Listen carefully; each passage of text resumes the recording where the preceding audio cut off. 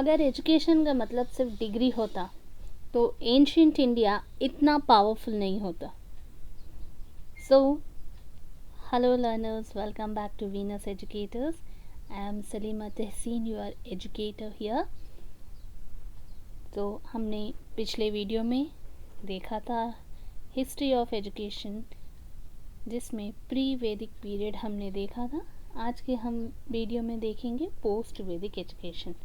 Okay, सो अब जब हम प्री वैदिक एजुकेशन को समझ चुके हैं तो ये समझना भी ज़रूरी है कि जैसे जैसे सोसाइटी डेवलप होती गई, नॉलेज बढ़ता गया, वैसे वैसे एजुकेशन भी सिस्टमैटिक और ऑर्गेनाइज्ड होती चली गई.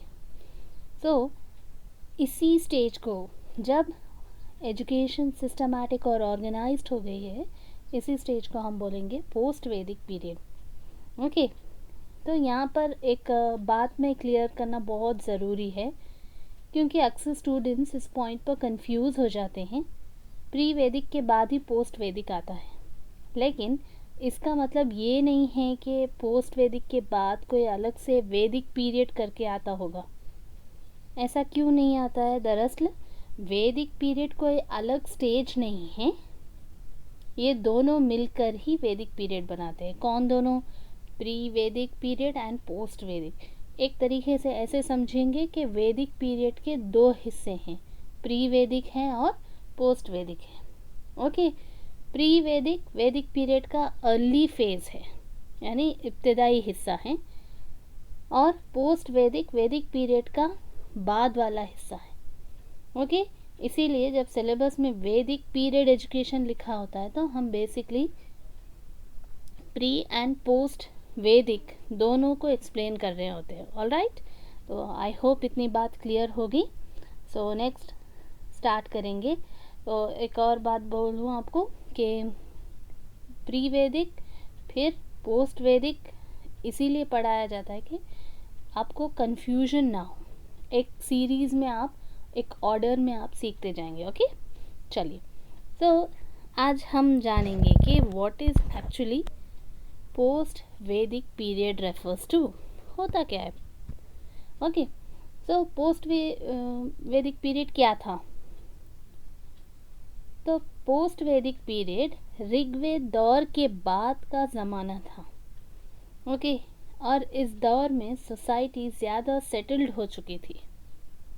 लोग ज़्यादा रिलीजियस और फिलोसफिकल हो गए थे, और एजुकेशन को एक सीरियस एंड इम्पोर्टेंट प्रोसेस माना जाने लगा था. ओके, इससे पहले प्री वैदिक पीरियड में ये सब चीज़ें मिसिंग थी.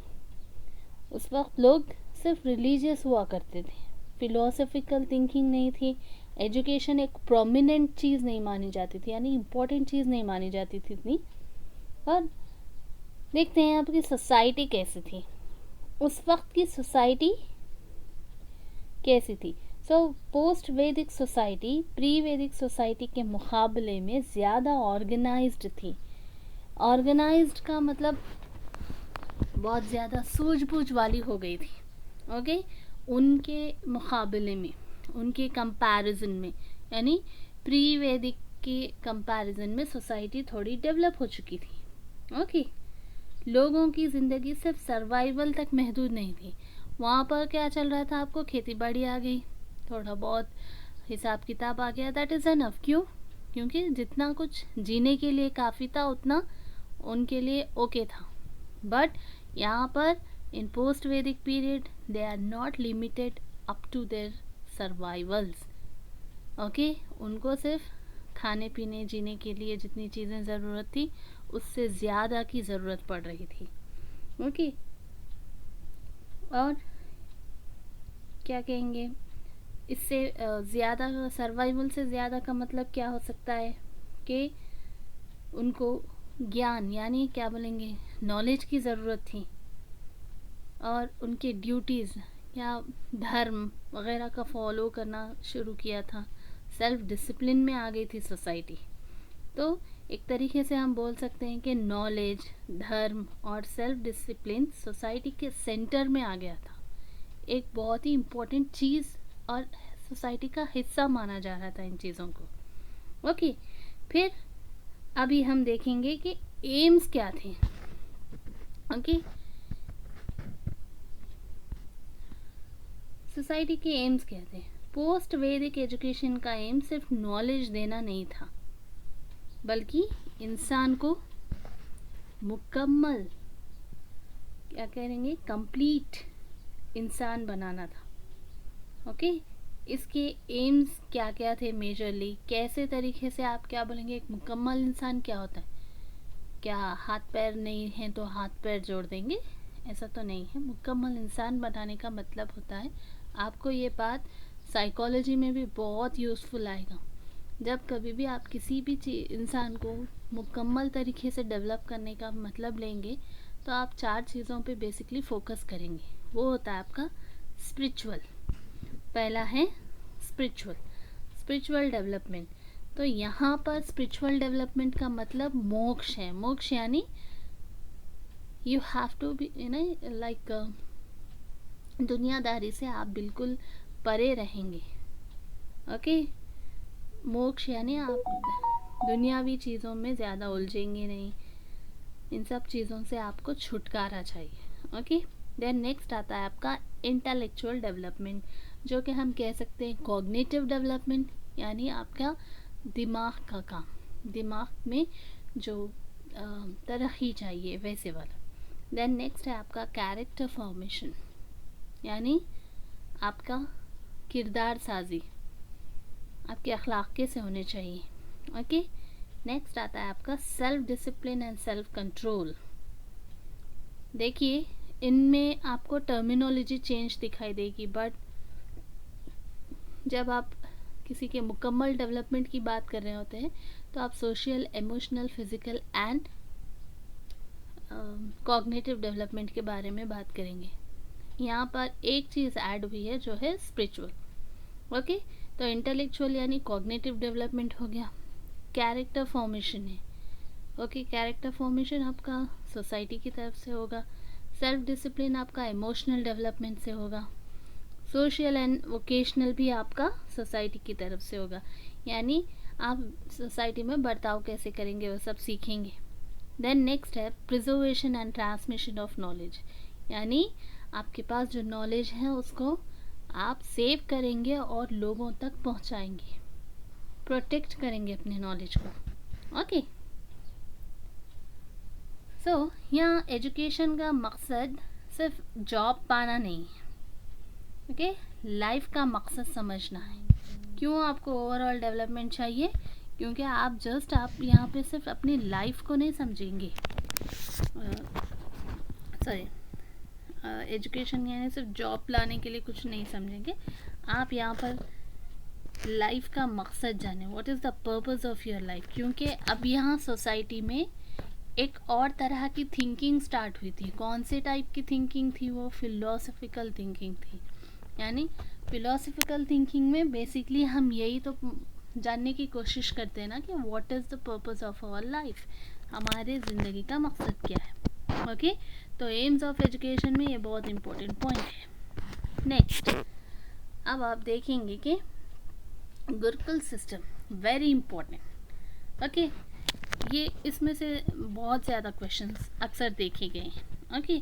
So the Gurukul system was the foundation of pre वैदिक एजुकेशन। सो प्री वैदिक एजुकेशन का सेंटर था गुरुकुल सिस्टम। गुरुकुल में स्टूडेंट अपने गुरु के साथ रहते थे और एजुकेशन सिर्फ पढ़ाई तक महदूद नहीं रहती थी। It is not limited to only just studying, it is about the whole lifestyle। Okay. क्योंकि पूरी तरीके से आपके लाइफस्टाइल का हिस्सा होती थी एजुकेशन। फीचर्स क्या क्या थे देखिए। स्टूडेंट्स लिव विद द गुरु, यानी रेजिडेंशियल सिस्टम था, बच्चे टीचर के साथ ही हुआ करते थे। फ्री एजुकेशन था, there was no fee at all. Okay. Then simple living, high thinking, यानी लाइफ एकदम सिंपलिसिटी, लाइक आप दिखाने के लिए कुछ नहीं करेंगे, शो ऑफ नहीं करेंगे। ओके। और हाई थिंकिंग, जलना, नीचे गिराना, बयास रखना, प्रिजुडाइजेस रहना, ये सब चीज़ें नहीं थी. ओके. एंड सिग्निफिकेंस क्या था देखिए यहाँ पर. Teacher strong teacher student relationship था. बच्चे और टीचर के दरमियान बहुत ही स्ट्रॉन्ग रिलेशनशिप, क्योंकि साथ ही रहा करते थे. Right. Moral and spiritual training. Teacher सिर्फ उनको पढ़ाता ही नहीं था, बल्कि उनमें स्पिरिचुअलिटी भी डेवलप करता था, मॉरल भी डेवलप करता था. एंड हर किसी को अटेंशन दी जाती थी. ऐसे नहीं है कि आज के ज़माने की तरह 40-50 बच्चे एक टीचर के अंडर. नो, इंडिविजुअल अटेंशन मिला करती थी बच्चों को. ओके. आई होप इतना क्लियर है आपको. हम नेक्स्ट आगे बढ़ेंगे एक और इसीलिए मैंने लिखा है डीएससी का फेवरेट टॉपिक कह सकते हैं इसको, क्योंकि यहाँ हम बात करेंगे एजुकेशनल सेरेमनीज़ की. हर स्टेज पर एक सेरेमनी है वैदिक पीरियड में. तो देखते हैं, जब बच्चा स्कूल में एंटर नहीं लेता बट स्कूल जाने के काबिल का हो जाता है, लाइक हमारी तरह अभी 3 इयर्स में हम स्कूल में उनको दाखिला दिलाते हैं. लाइकवाइज यहाँ पर जब बच्चा इस काबिल बन जाता है कि ही और she can go to school, उस स्टेज पर एक रस्म की जाती थी, एक सेरेमनी होती थी, that is called as Vidya Arambh, formal beginning of education. Okay. और इस स्टेज पर क्या सिखाया जाता था? Introduction to learning and alphabet. Alphabet सिखाया जाता था बस. ये विद्या आरंभ. तो इसको अगर हम तोड़ेंगे, आरंभ का मतलब शुरुआत है एंड विद्या का मतलब तालीम है, तो तालीम की शुरुआत. ओके. देन नेक्स्ट देखिए, उपनयना. अब ये सेरेमनी कब होती थी हम देखेंगे. तो ये सबसे इम्पॉर्टेंट सेरेमनी है. इस सेरेमनी के बाद बच्चा फॉर्मली स्टूडेंट बनता था और गुरुकुल में एडमिशन लेता था. ओके. इसके बाद स्टूडेंट को ब्रह्मचारी कहा जाता था. ये याद रखना बहुत इम्पोर्टेंट है. ये स्टेज पर के स्टूडेंट को इस स्टेज पे, यानी जिसकी उपनयना रस्म हो गई हो और वो गुरुकुल में एंट्री ले चुका हो, उस स्टेज पे बच्चे को ब्रह्मचारी कहा जाता था. ओके.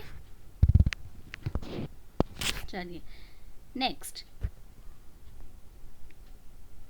आपका आता है समावर्तना. समावर्तना सेरेमनी कब होती थी? Completion of education. तो जब एजुकेशन पूरी हो जाती थी तो समावर्तना सेरेमनी होती थी. इस सेरेमनी के बाद स्टूडेंट घर वापस जाकर सोशल लाइफ शुरू करता था. यानी जब तक वो उपनयना रस्म के बाद पढ़ाई कर रहा होता, उस वक्त ब्रह्मचार्य था, उस पर कोई सोशल लाइफ लागू नहीं थी. बट समावर्तना के बाद वो एक ग्रेजुएट हो जाता था, देन उसको घर भेज दिया जाता था और वहाँ जाकर उसको कुछ शादी वादी करना है तो वो कर सकता है, सोशल लाइफ लीड कर सकता है. अब हम बात करेंगे करिकुलम की. What was taught. ओके. तो क्या पढ़ाया जाता था? The curriculum was broad and well develop. बहुत ब्रॉड था और वेल डेवलप था. तो क्या है इसमें well develop? Religious and philosophical studies में देखेंगे तो क्या था. अगर दीनी तालीम की बात की जाए तो 4 वेदास पढ़ाया जाते थे. 4 वेदास कौन कौन से हैं? आयुर्वेद. राइट?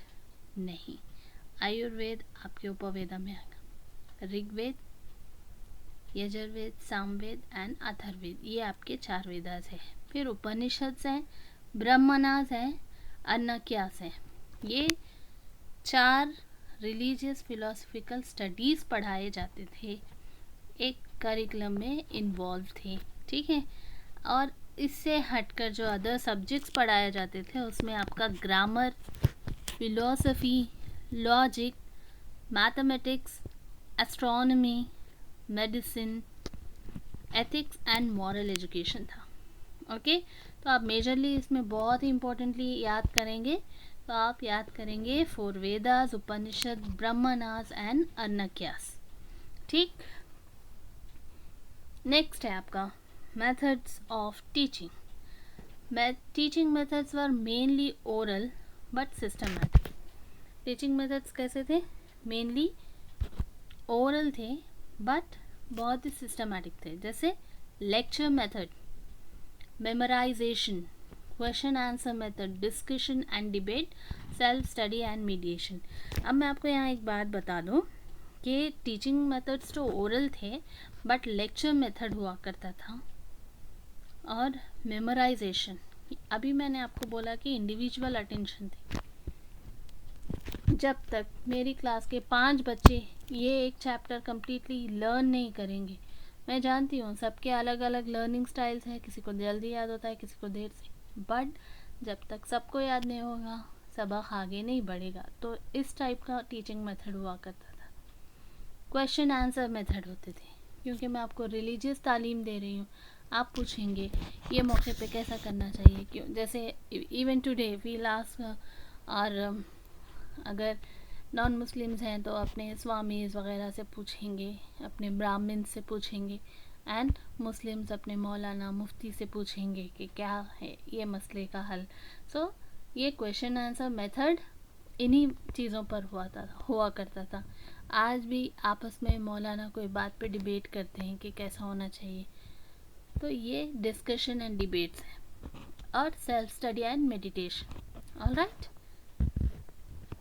देखिए अब role of the teacher and role of the student.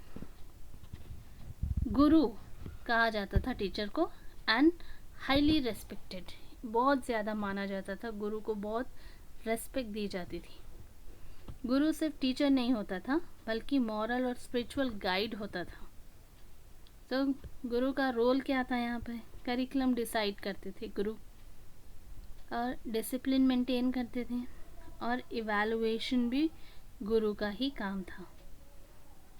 Values और कैरेक्टर डेवलप करना। ओके, तो जो भी आप एम्स ऑफ एजुकेशन है वो यहाँ टीचर फुलफिल करता है।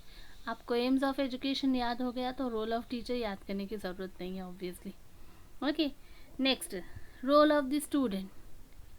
Observe strict discipline. बच्चे स्ट्रिक्ट डिसिप्लिन को ऑब्जर्व करते थे, यानी अप्लाई करना है, सिंपल लाइफ जीना है, गुरु की खिदमत करना है। उस वक्त गुरु के पैर दबाने तक, उनका खाना बनाने तक सब उनके स्टूडेंट्स क्या करते थे। ओके, फॉलो मॉरल कंडक्ट, यानी जो गुरु करते थे अखलाकी, वही बच्चे भी फॉलो होते थे। Focus on learning and self control. क्या सीखना है? अपने आप पर कंट्रोल सीखना। ओके, नेक्स्ट है आपका evaluation system. Examination, written examination तो हुआ नहीं करता था, इवैल्यूएशन किस तरीके से करते थे? कंटिन्यूस इवैल्यूएशन होता था। कैसे? अंडरस्टैंडिंग की बेसिस पे, यानी जो आप सवाल जवाब कर रहे हैं उसी से तो आपकी अंडरस्टैंडिंग पता चल रही, और आपका बिहेवियर, मेमोरी के बेस पे आपका कितना याद हो गया आपको, राइट, ये चीज़ें, एंड बिहेवियर की बेसिस पे आप कितना ज़्यादा मॉरली डेवलप हुए। आप बहुत सारे स्टोरीज सुनते भी होंगे कि एक गुरु था, अपने बच्चे को ये एक्टिविटी, एक चैलेंज दिया था, तो बस एक स्टूडेंट कर पाया, एक स्टूडेंट नहीं कर पाया। लास्ट में गुरु ने बोला कि जो नहीं कर पाया, वो सेब वाली स्टोरीज़ वगैरह है कि एक राजा अपने दरबारियों से बोलता है कि जाइए, आप लोगों में से जो भी बाग में से मेरे लिए मीठा सेब लेकर आएगा, मैं उसको बहुत सारे रिवॉर्ड्स दूंगा, इनामात दूंगा। तो हर कोई थैला भर कर लाता है, एक दरबारी जो है नहीं लेकर आते। तो उनसे पूछते राजा, आप क्यों नहीं लेकर आए मेरे लिए? आपको रिवॉर्ड्स नहीं चाहिए, आपको इनामात नहीं चाहिए? तो वो बोलते कि मैं किसी की परमिशन के बिना उनके खेत में जाके सेब नहीं तोड़ सकता था। सो बेसिकली वहाँ पर उनका कैरेक्टर देखा गया, जज किया गया ना, इवैल्यूएट किया गया।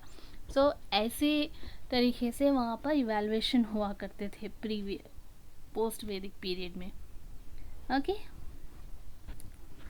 Then medium of instruction. तो ये एक लीड निकलती है, आपको मैं बताती हूँ कि मीडियम ऑफ इंस्ट्रक्शंस क्या था